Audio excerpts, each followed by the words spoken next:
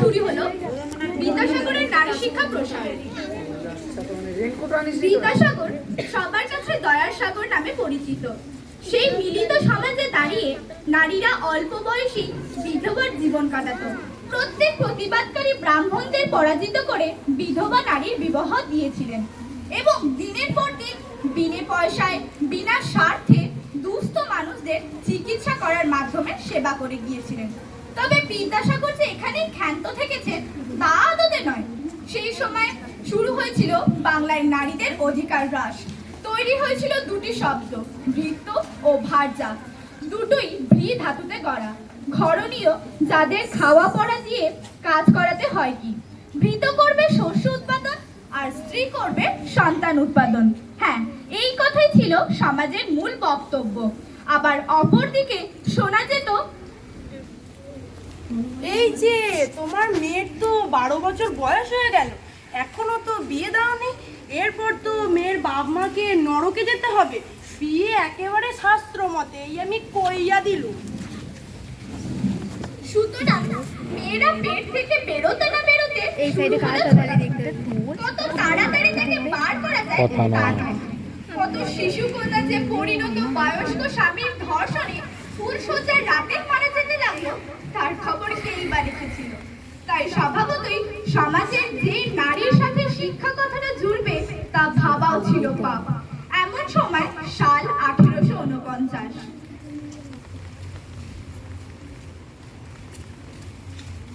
পণ্ডিত, তুমি আসিয়াছ? আমি তোমার সাথে একটা পরামর্শ করিতে চাই। হ্যাঁ বলুন সাহেব। আমি ভাবিয়াছি তোমাদের সমাজে নারীদের শিক্ষিত করাটা অত্যন্ত প্রয়োজন। তাই তোমার মতামত থাকলে একটি নারী বিদ্যালয় প্রতিষ্ঠা করিতে চাই। এই তো খুব ভালো উদ্যোগ, আমিও আপনার সাথে আছি। এরপর বেথুন সাহেব উদ্যোগে প্রথম কলকাতার হেদুয়া অঞ্চলে মেয়েদের জন্য বিদ্যালয় খোলা হলো, যার নাম দেওয়া হলো হিন্দু ফিমেল স্কুল। অবশ্য পরবর্তীকালে নাম রাখা হয় বেথুন স্কুল। বিদ্যালয় খোলা হয়েছিল ঠিকই, কিন্তু কিছু ব্রাহ্মণেরা অতঃপর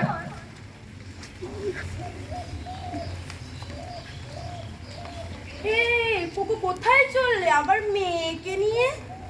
আজ্ঞে মশাই, শুনলাম বেথুন সাহেব নাকি বিদ্যালয় তৈরি করেছে মেয়েদের জন্য, তাই আমি ভাবলাম। এ কি সর্বনাশ করেছে! এ কি শাস্ত্রে আছে মেয়েরা বিদ্যার্জন করলেই অষ্টমঙ্গলের আগেই বৈধ উপযোগ অনিবার্য? তখন কি ওই বেথুন আর বিদ্যাসাগর এসে বাঁচাবে তোমার মেয়েকে? বলতে পারো? এই ব্রাহ্মণদের কারণেই কন্যার পিতারা এতটাই ভয় পেয়েছিলেন যে প্রত্যুত্তরে কিছু বলতেই ভুলে গিয়েছিলেন। এমন সময় বেথুন সাহেব মারা গেলেন। এরপর বিদ্যাসাগরই বেথুন স্কুল ও নারী শিক্ষা প্রসারের দায়িত্ব নিলেন। তিনি মনে প্রাণে বিশ্বাস করতেন যে অন্ধকারে নারীরা নিমজ্জিত রয়েছে, সেইখান থেকে একমাত্র শিক্ষাই পারে তাদের আলোর পথ দেখাতে। অর্থাৎ নারী শিক্ষা অত্যন্ত প্রয়োজনীয় এই সমাজে।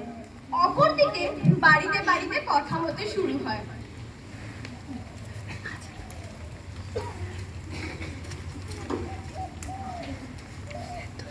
এইবার যা বাকি ছিল তাও হয়ে গেল। বাপরে বাপরে বাপ! এই মেয়ে ছেলেকে লেখাপড়া শেখালে কি আর রক্ষে আছে? চাল আনো, ডাল আনো, কাপড় আনো করে অস্থির করে তোলে। এই অন্য অক্ষর শেখালে কি আর রক্ষে আছে বলো তো? এলোরে সব থেকে পাস করা মেয়ে ছেলে। 1857 সালের বর্ধমানের চৌগ্রামে একটি মেয়েদের স্কুল তৈরি করলেন বিদ্যাসাগর। তিনি হিসেব করে সরকারের কাছে চিঠি লিখলেন। বিদ্যালয়ের জন্য প্রয়োজনীয় একজন হেডমাস্টার, একজন অ্যাসিস্ট্যান্ট হেডমাস্টার এবং একজন পরিচালিকা আর সামান্য কিছু অর্থ। সব মিলিয়ে সর্বমোট খরচ 47 টাকা। এই চিঠিটি পেয়ে সরকার 32 টাকা মঞ্জুর করে দিলেন।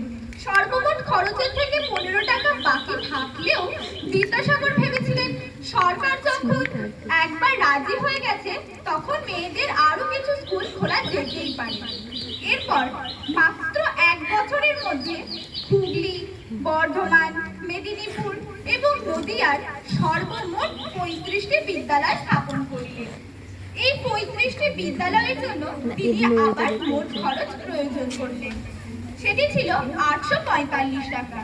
এরপর সরকারের কাছে এই আর্থিক আবেদন করলেন বিদ্যাসাগর মশাই, কিন্তু বাস্তবতা ছিল ভিন্ন এবং প্রথম স্কুল স্থাপনে সুযোগ দেখালেও পরবর্তীকালে আর কোনো আবেগ দেখান না।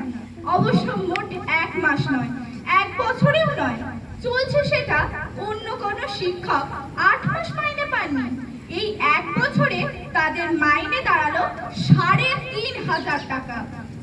এরপর বিদ্যাসাগর মহাশয় পঞ্চায়েতের কাছে গেলেন এবং সমস্ত কিছু খুলে বললেন, কিন্তু সবটা শুনেও সরকার বললেন,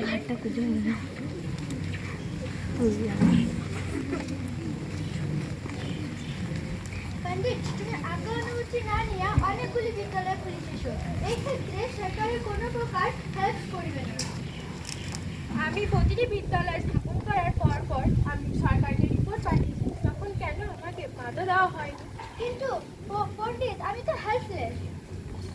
বেশ, ঠিক আছে, সরকার যখন মানবে না তখন আমি আমার সরকারি পদ থেকে ইস্তফা দিলাম। আজ চলিছেন। পণ্ডিত দাঁড়াও, পণ্ডিত দাঁড়াও, পণ্ডিত দাঁড়াও। নারীদের শিক্ষা যাতে কোনো কারণে বন্ধ না হয়ে যায়, এই জন্য তিনি নারী শিক্ষা প্রতিষ্ঠা ভান্ডার খুললেন।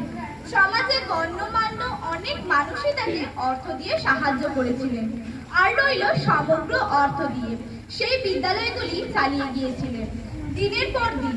যদিও পরে বিভিন্ন পত্রিকার জোরে সরকার সাহায্য না করে থাকতে পারেনি, বিদ্যাসাগর শুধু বিদ্যালয় খুলে ক্ষান্ত থাকতে পারেননি।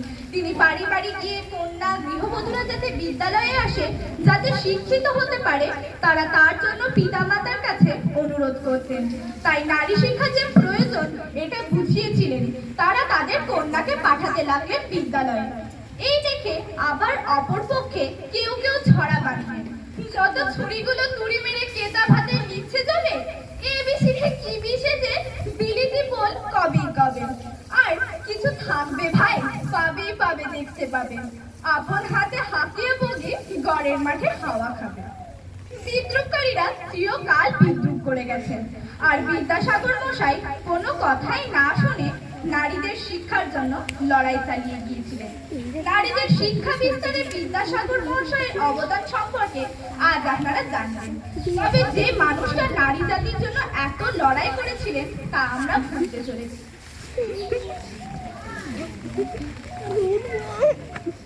এখানেই আমাদের এই ছোট্ট অনুষ্ঠানটি শেষ হলো। আজকে আমাদের এই ছোট্ট অনুষ্ঠানটিতে যারা যারা অংশগ্রহণ করেছিলেন তাদেরকে আমি একবার মঞ্চে ডেকে নিচ্ছি। অষ্টম শ্রেণী থেকে দেবলীনা দাস, দেবপ্রিয়া গোস্বামী, সুমিত্রা দাস, রিয়া খাতুন, মাইমিনা মণ্ডল, দেবারতী